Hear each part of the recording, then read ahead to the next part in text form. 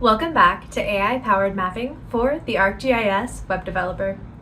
Today we're going to be taking things up a notch by creating a dynamic mapping application that will seamlessly integrate two different AI tools that we've been exploring these last few videos, Google's natural language processing and OpenAI.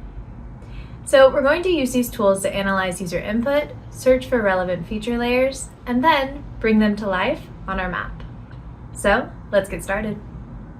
We've already set up the basic HTML, CSS, and JavaScript structure for our map that we've used the last few days. Let's begin by adding a div element with the ID search div to our HTML file. This will hold all the interactive elements for searching and selecting feature layers. Now inside of this, we'll add an input element with the ID search input. And this text field allows users to enter search queries, such as hospitals in California. Next, we're going to add a button element with the ID search button, and this will trigger a function to analyze the user's input, generate a query, and search for relevant feature layers. We're also going to include a select element with ID results dropdown, and this will dynamically populate with the titles of feature layers that are found. We'll then add a button with the ID preview layer button, and this button will allow users to preview selected feature layers before adding them to the map. And finally, we'll include another button with the ID add layer button, and this will add the selected feature layer to the map. Now for the CSS, I'm just going to throw in some styling for all that HTML that I just added. All right, now let's go on to the JavaScript. We'll start by creating a helper function, fetchJSON, and this is going to simplify the process of making HTTP requests and parsing JSON responses. Now I'll use fetchJSON to create the analyze query function, and this will send user input to Google's natural language processing API and extract entities from it like we did yesterday. Now once the request is sent, the API responds with a JSON object. I can chain another then to process the data and extract the entities. Next, I'm going to define the create search query function. And the first step here is to filter the entities. I'm only interested in entities where the type is either location or other. And this makes sure that we're focusing on relative entities for mapping, like places or descriptive terms. So next I'm sorting the entities by their salience, which is essentially a measure of how important each entity is within the query. I'm going to sort in descending order, and this ensures that the most important parts of the query, like a specific location, get prioritized. Now I'm going to use the map method to take each entity and wrap its name in double quotes, and these will ensure that the terms are treated as exact matches in our query. And finally, I'm going to use join and to combine all the terms into a single query string with and operators. Next, I'm going to create a function called search feature layers, and this is going to take the query string that we just built with create search query and sends it to ArcGIS Online to search for feature layers. So essentially, here's what's happening. We're using fetchJSON to send a request to the ArcGIS REST API. The base URL is going to be for ArcGIS Online's public search endpoint, and this allows us to find those public data sets. Of course, it's important to mention that this search only works for data sets that are public. So if something isn't being shared publicly in ArcGIS Online, you won't find those results. Next, we're going to write the update dropdown function. And first, we're targeting the results dropdown element in the HTML, which is the select dropdown, where users can pick a layer. So next, we're going to check if the results array has any layers by using results.length. And if the array isn't empty, we use the map method to transform each result into an option element.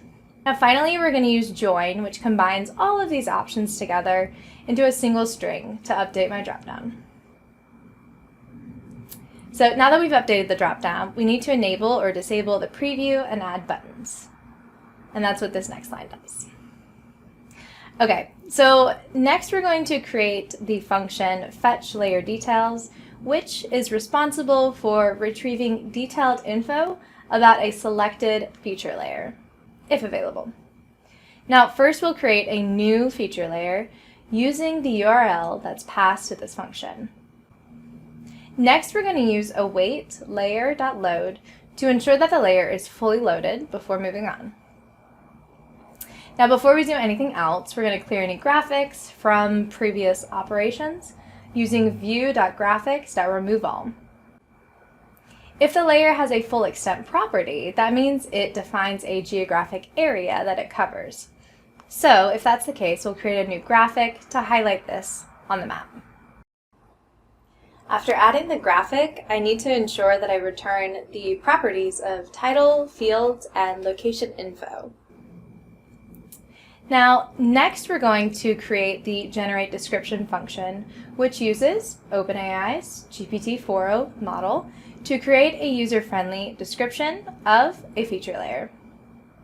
Now, the setup for this is very similar to videos 1 and 2 from this series, so I won't go into all of the details here, but it is important to note the specific prompts that we're giving. It's a little bit different and very specific to this scenario.